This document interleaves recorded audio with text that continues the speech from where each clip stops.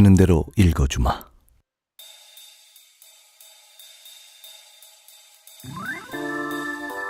안녕하세요. 저는 성환경입니다.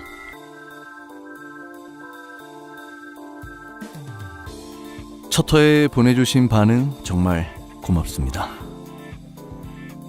사나흘 만에 팟빵 다운로드 1000회를 돌파했거든요. 이대로 쭉 가보죠 뭐. 첫 번째는 제가 인사말이 너무 길었어요. 이제 짧게 엑기스만 담아서 얘기해드리겠습니다. 고 추성웅이라는 배우가 있었습니다. 성격 배우의 대명사였죠. 제가 존경하는 배우이기도 했고요. 그분은 1985년에 소천하셨죠. 그의 유명한 연극이 있습니다. 그가 이 연극을 하기 위해서 1977년 6개월 동안 창경원, 아주 예전엔 지금 창경궁을 동물원으로 썼었죠. 일제강점기부터 시작됐던 아픈 역사였죠. 암튼 창경원에서 원숭이를 보며 자신을 원숭이로 바꿔나가는 그 관찰을 했습니다. 그리고 연극을 만들죠. 기획, 제작, 연출, 장치, 연기 1인 5역을 했어요. 이 연극은 482회를 공연했고 15만 2천 명의 관객을 모았습니다. 바로 연극 빨간 피터의 고백입니다. 그 연극의 원작이 프란츠 카프카의 어느 학술원에 드리는 보고입니다. 실존주의 문학의 선구자 프란츠 카프카. 어느 날 아침에 일어났더니 벌레로 변했다. 바로 1915년작 변신이 그의 대표작이죠. 이 어느 학술원에 드리는 보고는 1919년 우리나라에서 3.1 만세운동이 일어났을 때죠. 그때 출간된 소품집 시골 의사에 수록된 작품입니다. 프란츠 카프카는 너무나 유명하죠. 그에 대한 일대기 이런 건 제가 여기서 말씀드릴 건 없을 것 같고, 요거 하나만 말씀드리고 싶어요. 그가 문학계에 미친 영향이 어느 정도인가는 사전에 카프카적이라는 형용사가 기록되어 있는 것만 가지고도 확인할 수 있습니다. 영국 옥스퍼드 사전은 카프카적이란 의미를 섬뜩한, 우연히 등장하는, 실제를 넘어서는 현실적이지 못한 프란츠 카프카가 쓴 사실들이나 감정 상태와 비교될 수 있는 이라고 정의하고 있습니다.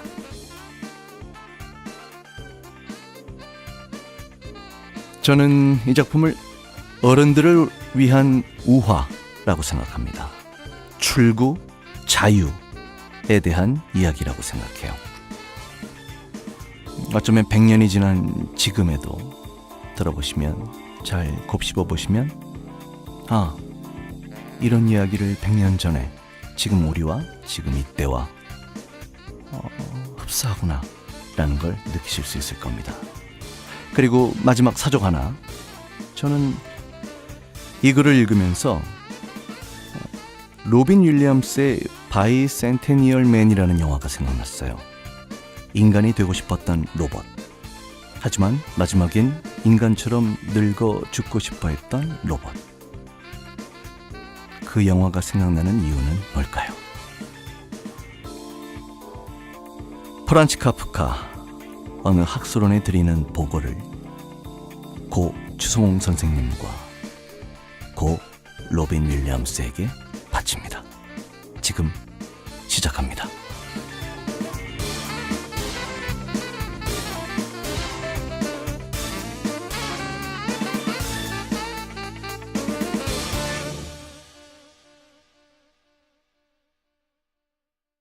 나는 내가 아니다. 그렇다면 나는 어디에 있는가?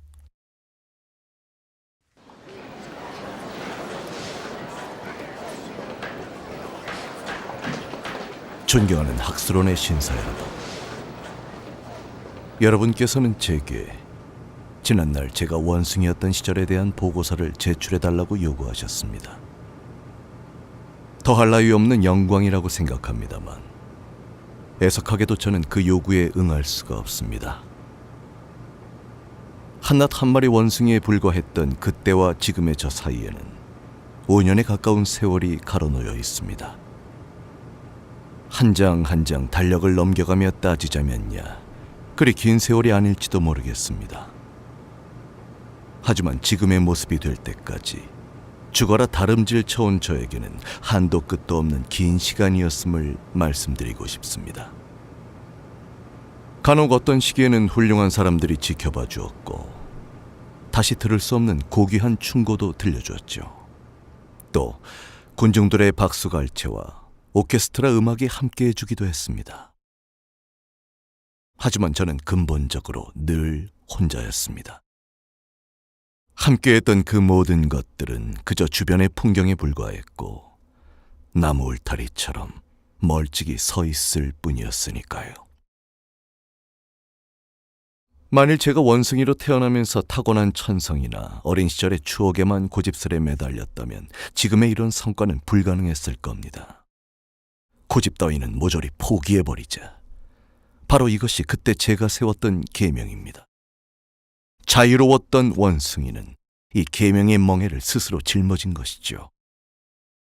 하여 시간이 흐르는 동안 지난날의 추억들은 제 안에 갇히게 된 것이죠. 처음에는 인간이 만약 그럴 마음만 먹었다면 말입니다. 저는 하늘이 땅 위에 펼쳐놓은 그 하늘과 마찬가지의 넓은 문을 지나 자유로워질 수 있었을 겁니다. 하지만 채찍으로 진행된 저의 눈부신 발전과 함께 그 문은 점점 낮아지고 좁아졌습니다.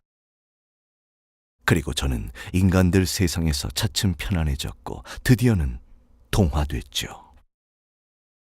이제 제 과거로부터 뒤쫓아 불어오던 폭풍은 가라앉았습니다. 이제 그것은 저의 발 뒤꿈치를 식혀주는 한 자락 바람일 뿐입니다. 그 폭풍이 불어왔던 구멍, 그리고 제가 통과해왔던 그 구멍은 이제 너무나 작아졌습니다. 따라서 제게 그 구멍으로 되돌아갈 수 있는 기력과 의지가 있다 하더라도 제가 그 구멍을 다시 통과하려면 털 가죽이란 털 가죽은 모조리 벗겨지고 말 것입니다. 지금 드리려는 이 말씀은 정말이지 그럴싸한 비유를 찾고 싶지만 그냥 가감없이 솔직하게 말씀드리도록 하겠습니다. 여러분들이 가지고 있는 원숭이 근성 말입니다. 여러분들 역시 저와 마찬가지로 원숭이 시절을 거쳐왔지 않습니까? 그렇게 따지고 보면 저나 여러분이나 원숭이 본성에 있어서만큼은 거기서 거기가 아니겠는가 싶습니다. 여기 땅 위를 걸어다니고 있는 한, 비록 하찮은 침팬지든 위대한 아킬레스든 간에 원숭이 본성이 발 뒤꿈치를 간지리고 있는 건 모두 마찬가지니까요. 하지만 지극히 한정된 의미에서라면 여러분들의 질문에 답변할 수 있을지도 모르겠습니다. 그것도 아주 기꺼이 말이죠. 제가 제일 처음 배운 것은 악수였습니다. 악수를 한다는 것은 서로 간의 마음을 연다는 것을 뜻하죠. 제 생애 최고봉에 올랐다고 할 수 있는 오늘날에는 악수를 하고 나서 친근감 있는 인사말도 곁들일 줄 안답니다.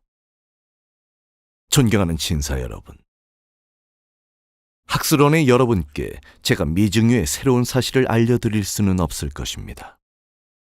게다가 여러분이 제게서 듣고 싶어 하시는 만큼에는 턱없이 모자란 이야기가 될 수도 있습니다. 제가 아무리 고심해도 말씀드릴 수 없는 게 있기 때문이죠. 어쨌든 여러분은 원숭이였던 제가 어떻게 인간 세계에 들어와 기반을 굳히게 되었는가 하는 과정을 듣고 싶어 하십니다. 만일에 지금의 제가 저 자신에 대한 확신이 제대로 서 있지 않다거나 이 문명 세계의 가장 큰 쇼 무대에서의 제 지위가 확고부동하지 않다면 지금부터 말씀드릴 이야기들은 차마 입 밖에 낼 수조차 없었을 것입니다.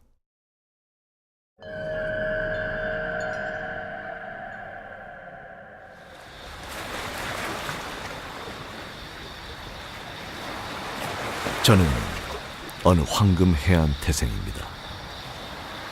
우선 제가 사로잡히게 된 경위에 대해서는 다른 사람들의 보고에 의존해야 할 것 같습니다. 저녁 무렵 제가 다른 무리들과 함께 물을 마시러 갔을 때 하겐백이라는 상사의 사냥 원정대, 이 원정대의 대장관은 그 후 여러 번 고급 적포도주를 비운 사이죠. 그 사냥 원정대가 물가 풀숲에 숨어 있다가 갑자기 총을 쏘았습니다. 그때 유일하게 총을 맞은 놈이 저였습니다. 2방을 맞았죠. 한 방은 뺨에 맞았습니다. 그나마 그건 가벼운 상처였다고 할 수 있습니다. 하지만 뺨을 스쳐가는 바람에 털이 뭉텅 밀려나가면서 새빨간 상처를 남겨놨죠. 그 상처 때문에 제게는 별명이 하나 생겼습니다. 깨름직한 데다가 저하고는 전혀 어울리지도 않는 그야말로 원숭이 따위나 생각해냈음직한 빨간 피터라는 이름이었죠. 빨간 피터라니. 얼마 전까지 유명세를 떨치다가 뒤진 서커스 원숭이 피터라는 놈하고 고작 뺨 위에 난 이 빨간 흉터만으로 저와 완벽하게 구별이라도 된다는 것처럼 말입니다. 이 이야기는 사실 지나가는 이야기에 불과합니다. 두 번째 총알은 아랫도리에 맞았습니다. 이건 좀 심한 편이었죠. 바로 오늘 이 시간까지도 그 상처 때문에 약간씩 절뚝거릴 정도니까요. 최근에 저는 저에 대해 이러쿵저러쿵 신문에 마구 떠들어대는 수많은 얼치기들 가운데 한 놈이 쓴 글을 본 적이 있습니다. 그 작자는 제 원숭이 본성이 아직 가시지 않았다고 써갈겼더군요. 그 증거랍시고 제가 손님만 오면 총알이 남긴 상처를 보여주려고 바지를 홀랑 벗어젖힌다는 사실을 들이대고 있더라고요. 그따위로 글을 써갈기는 작자의 손가락은 하나하나 있는 대로 분질러 놓아야 마땅합니다. 저는 말입니다. 제가 원한다면 누구 앞에서든 바지를 벗을 수 있습니다. 벗어보았댔자 잘 손질된 털과 여기서 한 가지 목적을 위해 어쩔 수 없이 특정한 어휘를 하나 써야겠습니다. 부디 그게 오해받지 않기를 빕니다. 저 빌어먹을 놈의 총격이 만든 상처밖에 없으니까요. 그것의 모든 것이 분명하게 드러나 있죠. 제가 감춰야 될 건 정말이지 하나도 없습니다. 위대한 생각을 품은 사람들은 진실이 문제가 될 때면 세련된 매너 따위는 다 내던져 버린다는 걸 떠올려 주십시오. 하지만 아까 그거를 써갈긴 작자가 손님들 앞에서 바지를 벗는다면 그건 좀 색다른 광경이 되겠군요. 하여 저는 그 인간이 손님들 앞에서 바지를 벗어제끼지 않는다는 사실을 이성이 있다는 증거로 생각하겠습니다. 하오니 그분의 섬세하신 감각 역시 저를 부디 내버려 두시기를. 그때의 저 총격이 있고 난 후에 저는 여기서부터 점차 저 자신의 회상이 시작됩니다. 하겐백 상사의 증기선 갑판 위에 있는 우리 안에서 깨어났습니다. 우리는 사방이 쇠창살로 된 것은 아니었습니다. 괴짝 하나에 쇠창살로 된 3개의 벽이 고정되어 있었죠. 그러니까 그 괴짝 하나가 4번째 벽인 셈이었죠.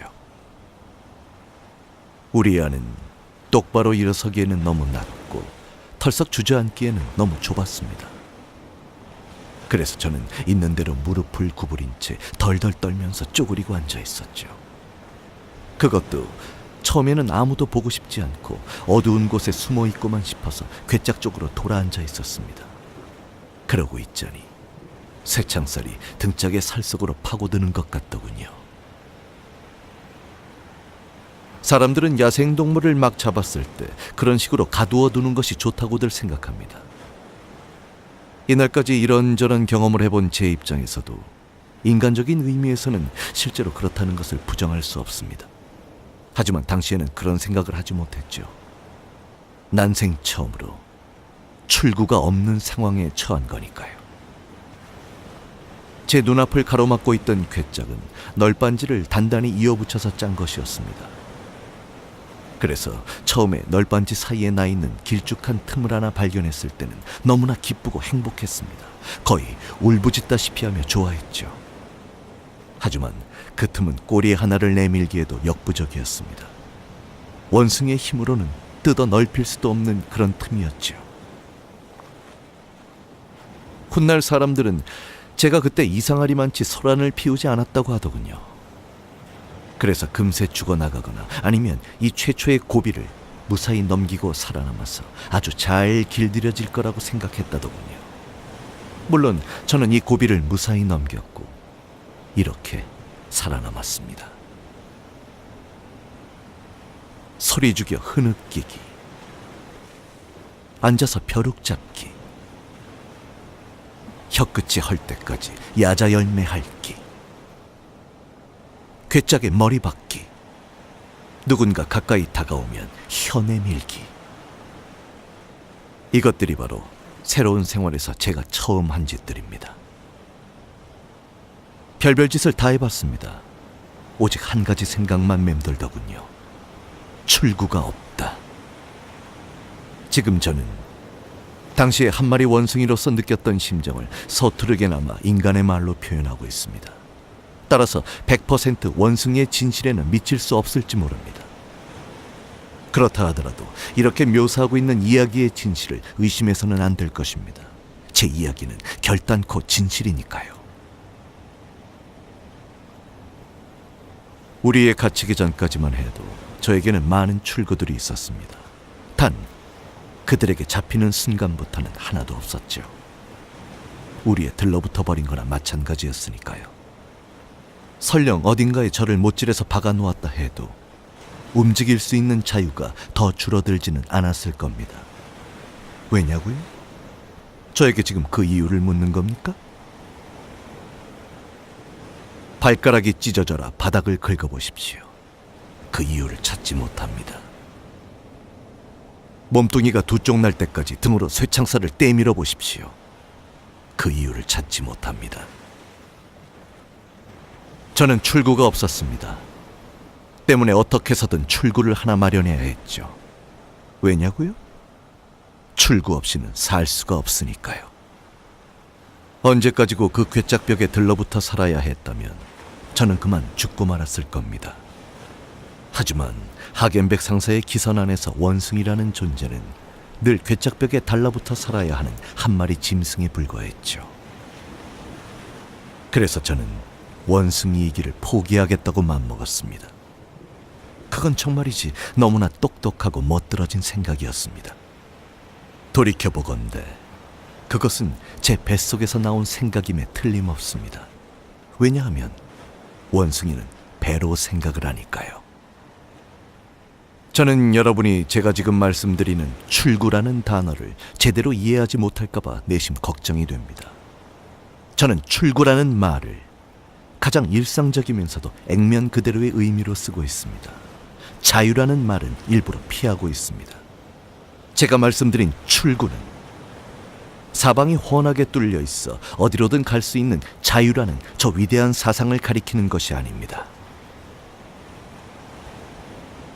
원숭이였을 때 이미 저는 자유에 대해 알고 있었던 것 같습니다. 그리고 그것을 동경하는 인간들도 알게 됐죠. 하지만 저는 그때나 지금이나 자유를 갈망하지 않습니다. 말이 나왔으니 말인데 인간들은 이 자유라는 것에 너무도 자주 기만당하는 것 같습니다. 따라서 자유가 가장 숭고한 감정 중에 하나라면 반대급부의 기만 역시 가장 숭고한 감정 중에 하나일 것입니다. 쇼 무대에 나가기 전에 저는 한 쌍의 고개사들이 저 위에 천장에 매달려서 공중그네를 타는 것을 자주 보았습니다. 그들은 서로 오락가락하며 그네를 타다가 훌쩍 뛰어오르기도 하고 몸을 날려서 서로의 품 안으로 뛰어드는가 하면 한 사람이 다른 사람의 머리카락을 입으로 물어나르기도 했습니다. 저것도 인간의 자유로구나. 저는 그렇게 생각했습니다. 성스러운 자연을 이따위로 우롱하다니. 원숭이들이 그 광경을 봤다면 아마 땅바닥을 구르며 깔깔거렸을 겁니다. 그리고 그 앞에서는 아무리 튼튼하게 지은 건물이라도 버티지 못했을 겁니다. 정말로 저는 자유를 원하지 않았습니다. 오로지 출구 하나면 됐습니다. 오른쪽이든 왼쪽이든 위든 아래든 아무 상관이 없었습니다. 정말이지 그 이상의 것은 바라지도 않았습니다. 그 출구가 비록 착각에 지나지 않는다 해도 상관없었죠. 바라는 것이 그렇게 작은데 실망감이 제 아무리 컸댔자 그 이상 크지는 않을 테니까요. 앞으로 나아가자. 계속 나아가자. 괴짝에 들러붙어서 가만히 두 손 쳐들고 있는 것만 아니라면 무엇이든 하자. 오늘날 제가 분명하게 깨닫고 있는 것이 하나 있습니다. 그것은 제 마음속에 안정감마저 없었더라면 그때 그 기선 안에서 살아남지 못했으리라는 것입니다. 어쩌면 오늘날의 제가 있는 것, 배에서의 처음 며칠이 지난 뒤에 찾아들었던 안정감 덕분이 아닐까 싶습니다. 안정감을 찾는 데에는 기선에서 만났던 사람들의 도움이 컸습니다. 정말 좋은 사람들이었죠. 저는 요 근래까지도 설핏 잠들었을 때 들었던 그들의 묵직한 발소리를 기억 속에서 더듬곤 한답니다. 그러면 기분이 좋아지곤 하지요. 무슨 일을 하든 그들은 아주 천천히 시작하는 버릇이 있었습니다. 눈을 비비려던 어떤 사람은 묵직한 추를 들어올리듯이 느릿하게 손을 들어올리더군요. 그들이 주고받는 농담은 다소 거친 편이었습니다. 하지만 나름대로 다정했죠. 또 간혹 웃어젖히기라도 할라치면 위태롭게 들리는 기침소리가 섞여 있었죠. 하지만 별것은 아니었습니다. 그들은 무언가 뱉어낼 것을 항상 질겅거리고 다녔는데 그것을 어디에 뱉을지에는 크게 개의치 않는 것 같았습니다. 가끔은 또 제 몸뚱어리에 사는 벼룩이 자기들한테로 튀어온다고 불평을 하곤 했는데 그렇다고 그 일로 진짜로 화를 내는 일은 없었습니다. 그저 제 털 속에 적지 않은 벼룩들이 살고 있고 그 벼룩이란 놈들이 썩 잘 뛰어다닌다는 것을 알고 있었을 뿐이었죠. 그들은 그걸로 그만이었던 겁니다. 비번일 때 그들은 저를 찾아오곤 했습니다. 그리고는 저를 둥글게 에워싸고 앉아서 쑥덕거리곤 했죠. 괴짝 위에서 다리를 쭉 펴고 앉아 파이프 담배를 피울 때도 있었고요. 무슨 일이든 다른 일을 하고 있다가도 그들은 제가 조금이라도 꼼지락될 양이면 금세 자신들의 무릎을 치며 신기해라 했습니다. 가끔은 또 어딘가에서 막대기를 구해와서 제가 시원해할 만한 데를 골라 긁어주는 사람도 있었죠. 누군가가 지금 저에게 다시 그 배를 타고서 여행을 떠나지 않겠느냐고 초대를 해온다면 저는 이런 지하에 거절할 것이 분명합니다. 그러나 그 배에 다시 타게 되더라도 갑판 위에서 되살리게 될 기억들이 꼭 불쾌한 것만은 아니라는 것 또한 틀림없는 사실입니다. 사람들 속에서 얻어진 안정감은 도망치고 싶다는 제 안의 온갖 욕망들을 잠재워 주었습니다. 지금에 와서 돌이켜보니 살고자 한다면 출구를 찾는 것이 마땅하지만 탈출해야만 꼭 그 출구를 얻을 수 있는 게 아니라는 사실을 그때부터 이미 예감하고 있었지 않았나 싶습니다. 탈출이 가능했는지는 지금도 잘 모르겠습니다만 저는 가능했을 거라고 믿습니다. 원숭이는 맘만 먹으면 언제든 탈출할 수 있는 동물이니까요. 지금의 제 이빨로는 평소에 호두를 깔 때조차 조심해야 할 지경이지만 당시라면 시간이 어느 정도 흘렀을 때 틀림없이 자물쇠를 물어뜯는 데 성공했을 것입니다. 하지만 저는 그러지 않았습니다. 그래봤댔자 얻어지는 게 뭐가 있었겠습니까? 아마 제가 머리통을 내밀기가 무섭게 그들은 다시 저를 붙잡았을 겁니다. 그리고 더 고약한 우리에 가두었겠죠. 아니면 다른 동물들, 예를 들어 저 맞은편에 있던 구렁이 우리로 잘못 도망쳐서 그놈들의 징그러운 몸뚱어리에 칭칭 감겨 숨이 끊어졌을지도 모를 일입니다. 또 모르죠. 갑판 위까지 몰래 도망쳐서 배전 너머로 뛰어내렸을지도 말입니다. 허나 설령 그랬다 해도 그 까마득히 넓은 바다에서 이리저리 휩쓸리다가 결국은 익사하고 말았겠죠.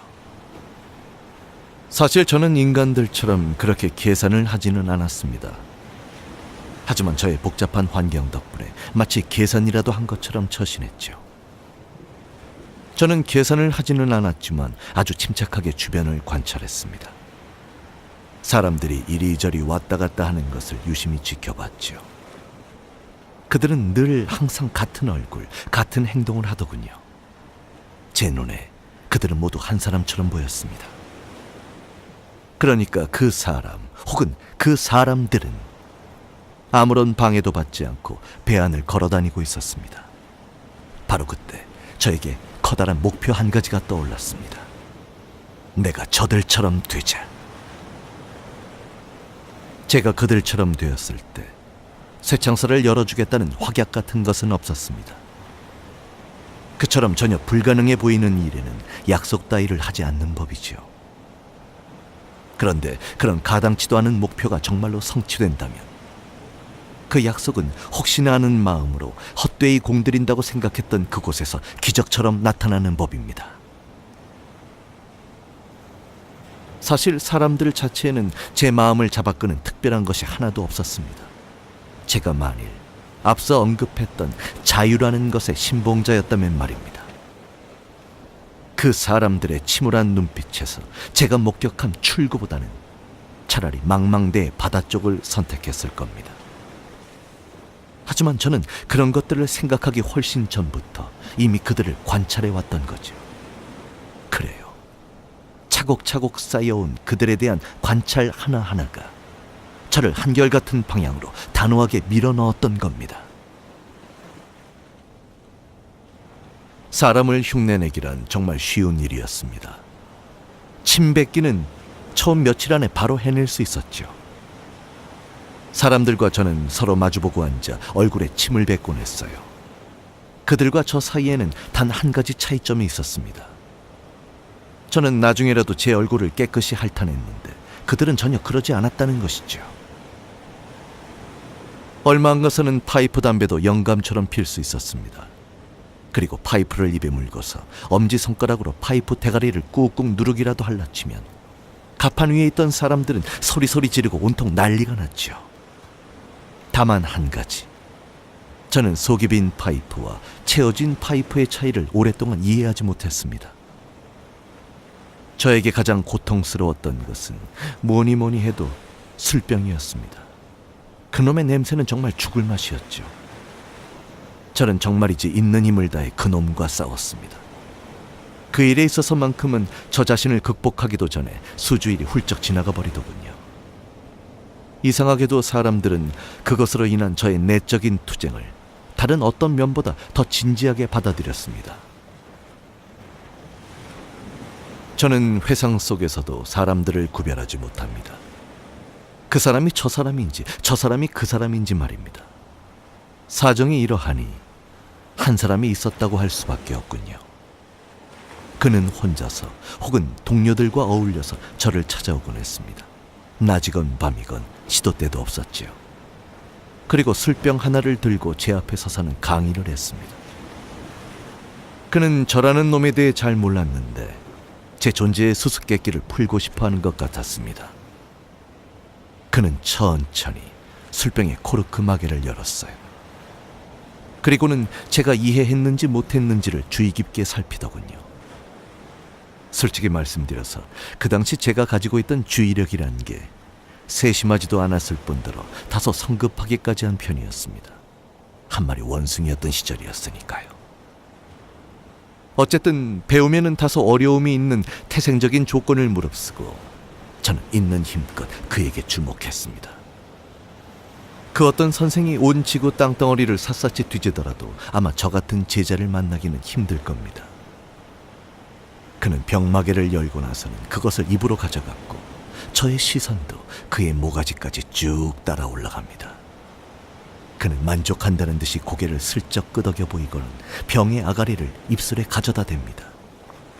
저는 뭔가를 조금씩 알아간다는 데 들떠서 꽥꽥 소리를 질러대고 손이 닿는 대로 아무데나 마구 긁어대죠. 그러면 그는 기분이 좋아져서 병을 입에 대고는 한 모금 들이킵니다. 저는 그것을 따라하지 못해 안달을 하고 절망한 나머지 오줌을 질질 싸서 제 우리 안을 더럽혔죠. 저의 그런 행동이 또 그에게는 커다란 만족감을 안겨주는 것 같았습니다. 그러면 이번에는 강의를 과장하듯이 술병을 앞으로 쑥 내밀었다가 다시 위로 휙 쳐들어서는 몸을 뒤로 발딱 젖히고 단숨에 마셔버립니다. 이쯤 되면 저는 어떻게 해볼 수 없다는 자포자기 상태가 되어버려서 힘없이 쇠창살에 매달리고 말죠. 그러면 그는 불룩 튀어나온 배를 천천히 쓰다듬으면서 이를 드러내고 희죽희죽 웃습니다. 이쯤 되면 강의는 끝난 셈이죠. 이제 본격적으로 실습이 시작됩니다. 이론 강의만으로도 꽤 지치지 않았냐고요? 그건 그렇죠. 벌써 기진맥진해 버렸죠. 하지만 그것이 제 숙명인 걸 어떡합니까? 저는 그가 건네는 술병을 간신히 받아듭니다. 그리고 덜덜 떨리는 손으로 코르크 마개를 땁니다. 제대로 되는 듯 싶으니까 점차 새로운 힘이 나더군요. 그가 시범을 보였던 것처럼 저는 병을 들어 입에 가져다 댑니다. 그런데 그만 병에서 나는 역겨운 냄새에, 그 지독한 역겨움에 그만 병을 던져버리고 말았죠. 병은 이미 빈 병이었고 냄새만 조금 날 뿐이었는데 그것이 역겨워서 바닥에 내던지고 만 겁니다. 저의 스승이 애석하게도, 아니 그보다 저 스스로 너무 안타까워서 정말이지 죽구만 싶더군요. 그의 슬픔이나 저의 슬픔이나 쉽게 달래지질 않았습니다. 병을 내던진 뒤 배를 쓰다듬으며 이빨을 드러내고 웃는 걸 잊지 않고 해냈는데도 말입니다. 수업은 너무도 자주 늘 그런 식으로 진행되었습니다. 그리고 이것은 제 스승에게 경의를 표하는 뜻에서 말씀드리는 건데, 매번 그렇게 병을 던져버렸음에도 불구하고 그는 결코 저에게 화를 내지 않았습니다. 그저 불이 붙은 파이프를 제 털가죽에 갖다 대곤 했을 뿐입니다. 그리고 가끔 제 손이 닿지 않는 어딘가가 타들어가고 있을 때에는 그 커다란 손으로 다정하게 불을 꺼주곤 했죠. 결코 그는 저에게 화를 내지 않았습니다. 그는 우리가 한편이 되어서 원숭이 본성과 싸우고 있다는 것을, 그리고 자신보다는 제게 더 무거운 짐이 지워져 있다는 것을 꿰뚫어보고 있었던 겁니다. 어느 날 저녁, 저는 많은 구경꾼들에 둘러싸여 있었습니다. 아마도 축제일이 아니었나 싶습니다. 추금기가 돌아가고 있었고 장교 하나가 사람들 사이를 어슬렁거리고 있었죠. 바로 그날 밤의 일입니다. 저는 철창 앞에 놓여있던 술병 하나를 우연히 집어들었습니다. 무사람들이 차츰차츰 주목하는 가운데 저는 그동안 배웠던 대로 코르크 마개를 열기 시작했습니다. 병마개를 다 연 다음에는 병 주둥이를 입에 가져다 대었지요. 그리고는 얼굴 한번 찡그리지 않고 대굴대굴 눈알을 굴리면서 꼴꺽꼴꺽 목구멍으로 소리까지 내가며 마치 예전부터 대단한 술꾼이라도 했던 것처럼 다 마셔버린 것이 아니겠습니까? 맹세하건대 한 방울도 남기지 않고 전부 다 말입니다. 그런 다음에 저는 더 이상 절망에 빠진 자의 모습으로가 아니라 마치 한 사람의 예술가처럼 휙 술병을 던져버렸죠. 그런데 그만 배를 쓰다듬는 일은 까먹고 말았습니다. 대신에 술기운이 돌아서 몽롱해진 정신으로 어떤 충동에 사로잡혀서는 짧고 멋들어지게 이렇게 소리쳤습니다. 헬로우! 바로 인간의 소리를 낸 겁니다. 저는 이 한마디로 단숨에 인간 사회에 뛰어들었던 것입니다. 들어봐, 저놈이 말을 해. 그들이 만들어내는 메아리는 뚝뚝 땀방울이 떨어지고 있는 제 온몸에 마치 키스를 퍼부어주는 것 같았습니다. 그것은 스승을 위해서나 저를 위해서나 그 얼마나 위대한 승리였는지 모릅니다. 다시 한번 말씀드리지만 저는 인간들을 흉내내는 데에는 별 관심이 없었습니다. 단지 출구를 찾기 위해서 흉내를 냈던 것뿐이지요. 정말이지 그 어떤 다른 이유도 아니었습니다. 또한 방금 전에 말씀드렸던 그런 승리감 같은 것과도 아무 상관이 없었습니다. 그 후 목소리가 말을 듣지 않았습니다. 몇 달이 지나고 나서야 다시 목소리가 나오기 시작했죠. 하지만 술병에 대한 혐오감은 점점 더 심해지기만 했습니다. 사건 이후의 상황이 어떻게 돌아갔는지 간에 그 일은 제가 앞으로 나아가야 할 방향만큼은 확실하게 잡아주었습니다.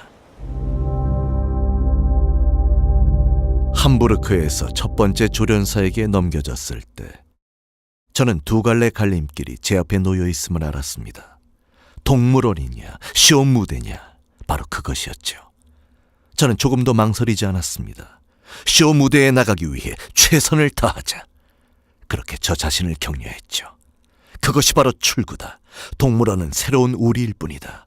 동물원에 들어가는 날 너는 끝장이다.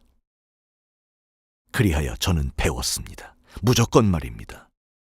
배워야 한다면 배우는 거죠. 출구를 원한다면 말입니다. 아무 생각 없이 모조리 막 배우는 겁니다.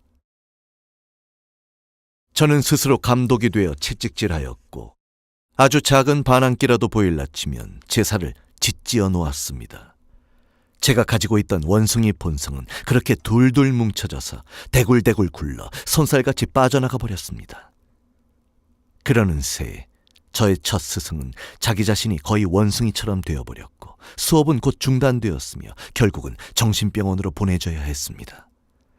후문에 의하면 다행히 곧 나아서 퇴원을 했다고 하더군요. 저는 최대한 짧은 시간 안에 되도록 많은 것을 배우고 싶었습니다. 그래서 많은 선생들을 고용했습니다. 결국에는 여러 선생들을 한꺼번에 고용하기에 이르렀죠. 저 스스로 제 능력에 대해 확신을 갖게 되고, 세상 사람들이 저의 이러한 발전을 눈여겨보고 있다는 것을 알았을 때, 그리고 제 미래가 밝게 빛나기 시작했을 때, 저는 여러 명의 선생들을 직접 채용했습니다. 그리고 그들을 5개의 방에 한 명씩 앉아있게 하고는 저는 이 방 저 방으로 쉴 새 없이 뛰어다녔죠. 그 눈부신 발전. 사방에서 알매 빛이 두뇌 속으로 뚫고 들어오는 그 기분. 그것이 저를 행복하게 했다는 것은 부인하지 않겠습니다. 하지만 저는 그것을 지나치게 높이 평가하지는 않았습니다. 그것은 그 당시에도 그랬고 오늘날에 이르러서는 더더욱 그렇습니다. 그 사정이 어찌됐든 저는 지구상에서 2번 다시 없을 전무후무한 노력으로 유럽인들의 평균치 교양에 도달했습니다. 어쩌면 그것 자체만으로는 전혀 특별한 것이 아닐지도 모르겠습니다. 하지만 제가 철창에서 벗어날 수 있게끔 도와준 이 특별한 의미의 출구, 즉 인간의 길로 들어서는 출구를 마련해 줬다는 점에서는 상당히 큰 의미가 있습니다. 저의 이런 경우를 대변해 줄 수 있는 아주 멋들어진 표현이 하나 있더군요. 슬그머니 달아난다라는 말입니다. 그것을 바로 제가 해낸 겁니다. 말 그대로 슬그머니 달아난 거죠. 자유란 선택할 수 있는 게 아니라는 것을 전제로 한다면 그때 저에게 다른 길은 없었습니다. 이렇게 제 힘으로 이루어온 발전과 그 발전이 지향했던 목표들을 돌이켜보면 크게 불만스럽지도 그렇다고 썩 만족스럽지도 않습니다. 그저 저는 테이블 위에 포도주병을 올려놓고 양손을 주머니에 찔러 넣은 채 흔들 의자에 어중간하게 누워서 창밖을 내다보죠. 방문하는 손님이 있으면 당연히 마중을 합니다. 그것은 마땅히 제가 해야 할 일이니까요. 제 매니저는 문간에 앉아 있습니다. 제가 초인종을 누르면 불이 나게 달려와 제 지시를 듣죠. 저녁에는 거의 매일 공연이 있습니다. 공연은 더 이상의 호황을 누릴 수 없을 만큼 큰 성공을 거두고 있죠. 파티나 학술 모임, 가끔은 친목 모임에서 즐겁게 놀다가 밤늦은 시간에 집에 돌아오면 반쯤 조련된 조그만 침팬지 암놈이 저를 기다리고 있습니다. 그녀 곁에서 저는 원숭이식으로 편안함을 취하죠. 낮에는 그녀를 만나지 않습니다. 그녀의 눈길에서 저는 어쩔 줄 몰라 하는 조련동물의 정신착란 증세 같은 것을 봅니다. 오직 저만이 그것을 알아볼 수 있죠. 저는 정말이지 그것을 견딜 수가 없습니다. 여하튼 저는 제가 도달하려고 했던 목표에 어느 정도 도달했습니다. 그것이 그렇게 애쓸 만한 가치가 있었느냐고 묻지는 말아주십시오.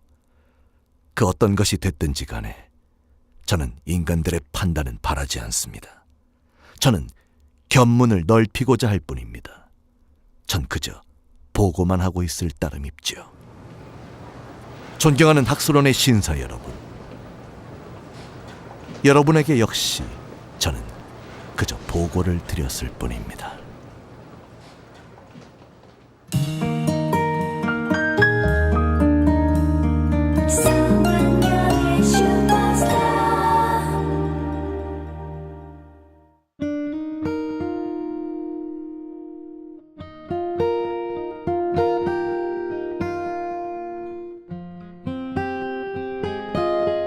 자기 이유. 신영복. 자유는 자기의 이유로 걸어가는 것입니다.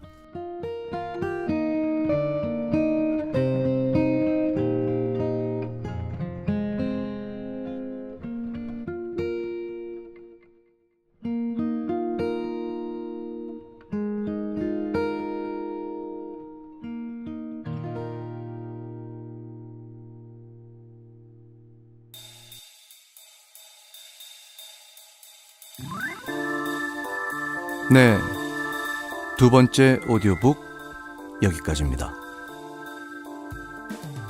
잘 들으셨는지 모르겠네요. 계속 많이 들어주시고요. 많이 주변에 퍼뜨려 주시고요. 그게 중요합니다. 구질구질하네요. 암튼 지금까지 음악 기술 효과 스튜디오 슈퍼스타의 장미라 박청춘이었고요. 이름이 이게 뭔가요? 박청춘. 우리 팟캐스트의 관리자이기도 합니다. 그리고 저희의 음악들 BGM, 음악감독 박병기, 그리고 저희의 타이틀송 가수 김문선, 그리고 저희의 대문 캘리그래퍼 공병각, 그리고 저는 성완경이었습니다.